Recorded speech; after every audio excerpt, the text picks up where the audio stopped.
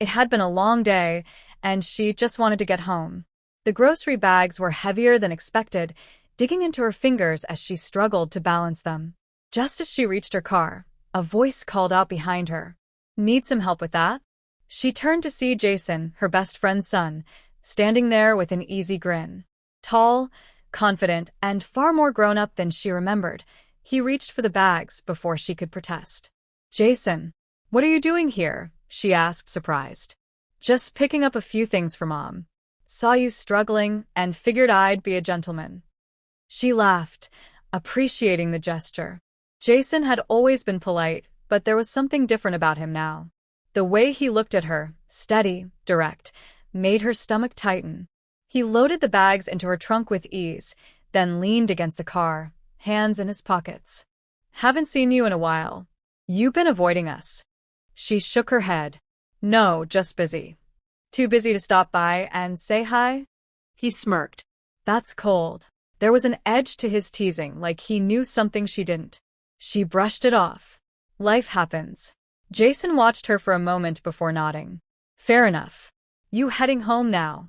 "Yeah, long day." "I can follow you, help carry these inside," he offered casually. She hesitated. It wasn't necessary, but refusing seemed rude. "If you want," she said, unlocking the car. The drive home was quiet, but something lingered in the air. A shift. An awareness. She blamed exhaustion, but deep down, she knew better. When they arrived, Jason grabbed most of the bags, insisting it was light work. She led him inside, flipping on the lights as he set everything on the kitchen counter. "You need help putting this away?" he asked. She shook her head. "You've done enough. Thank you." Jason didn't move. Instead, he leaned against the counter, watching her with an unreadable expression.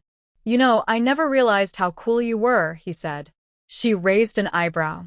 "Cool. Yeah. You're smart, funny, gorgeous." Her breath caught. That was new. She let out a nervous laugh. "Jason, stop." "Why?" His voice was lower now. "I'm just saying what I've always thought." She should have shut it down, told him it was inappropriate. But something in his tone, in his eyes, made her freeze. "Relax, I'm just messing with you," he finally said, flashing that grin again.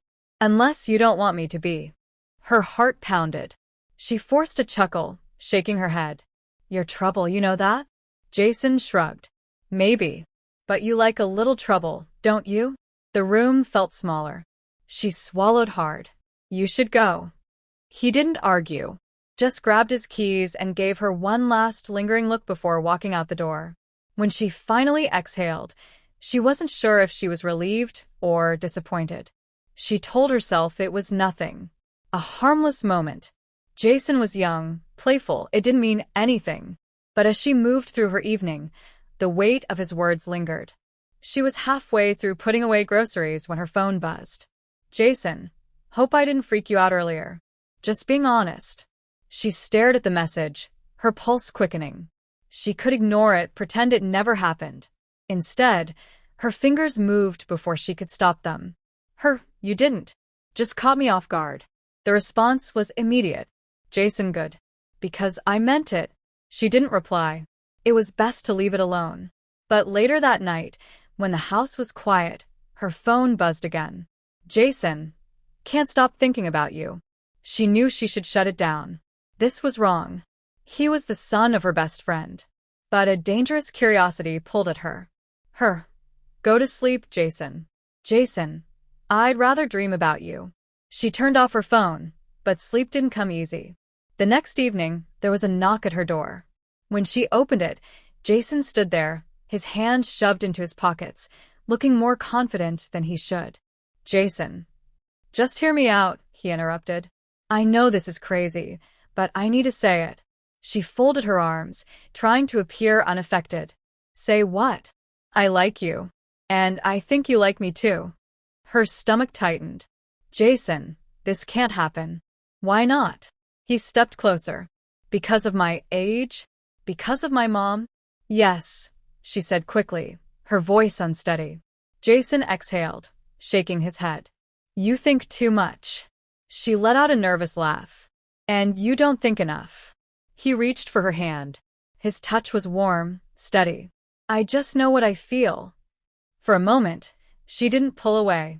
She let the silence stretch, let the tension hang between them. Then finally she stepped back. You should go.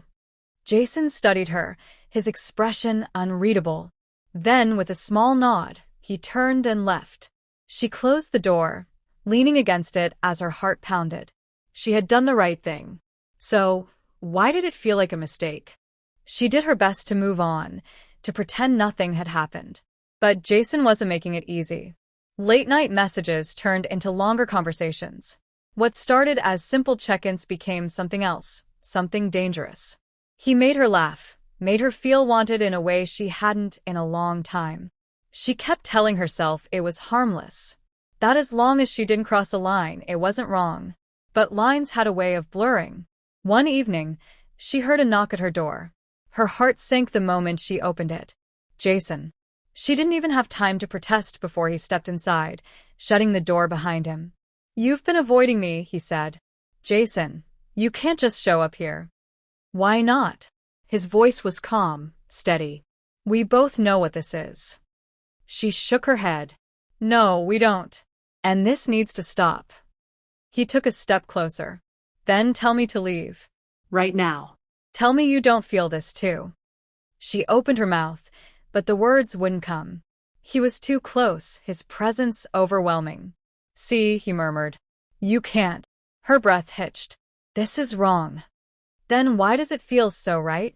His fingers brushed against hers, sending a shiver up her spine. She should have pulled away. Instead, she let herself get lost in the moment. The warmth of his touch, the intensity in his eyes. And then it happened. A kiss. Slow, hesitant at first. Then deeper, more desperate. A release of everything they had both been holding back. The second it ended, reality crashed down on her. Oh my God, she whispered, stepping back. This can't happen again. Jason searched her face. You don't mean that. I do, she insisted, though her voice lacked conviction. He tilted his head, studying her. Then he nodded. If that's what you want. She swallowed hard. It is. A small smirk tugged at his lips, like he didn't believe her. Okay. He left without another word, and she stood there, heart pounding, guilt creeping in. She had crossed a line she could never uncross. She barely slept that night. Every time she closed her eyes, she replayed the moment over and over. The kiss. The way he looked at her. The way she didn't stop it. The next morning, she told herself she'd pretend it never happened. It was a mistake. A lapse in judgment. Jason was young, reckless. She was the adult. She had to fix this before it spiraled out of control. Then her phone buzzed. Jason, last night was perfect. Her stomach twisted. It was a mistake. Jason. Then why did it feel so right? She stared at the message, fingers hovering over the keyboard. Finally, she typed 2 words. It wasn't. She hit send before she could think twice. A few days passed, and she convinced herself Jason had moved on. Maybe he realized it was nothing more than a fleeting attraction. Maybe he understood why it couldn't continue. But then her best friend called. Jason's been acting weird lately, she said casually. Quiet. Distracted. You wouldn't know anything about that, would you? Her throat went dry. No, why would I? I don't know. He just seems off. Like he's got a secret or something. Her pulse pounded. I'm sure it's nothing. Maybe, her friend sighed. Anyway, let me know if you hear anything. You know how boys are. When the call ended, she sat frozen, gripping her phone like it might explode in her hands. Jason wouldn't say anything, would he? Hours later, he showed up at her door again. She wanted to slam it shut, but he was already inside, watching her with that same knowing look. You told your mom something, didn't you? She demanded. He smirked. Relax. I didn't say a word. Then why does she think you have a secret? Maybe because I do, he said smoothly. She exhaled sharply. Jason, this has to stop. It was a mistake. A huge mistake. Why do you keep calling it that? He took a step forward. You didn't pull away. You wanted it just as much as I did. She clenched her jaw, forcing herself to hold her ground. It doesn't matter what I wanted. It can't happen again. Jason studied her for a long moment. Then he shrugged. If that's what you want. It is, she whispered, more for herself than for him. Something flickered in his eyes. Disappointment, maybe. Or amusement. Okay, he finally said. Then he turned and walked out. She watched him go, heart hammering, knowing that no matter how much she tried to bury it, the damage was already done.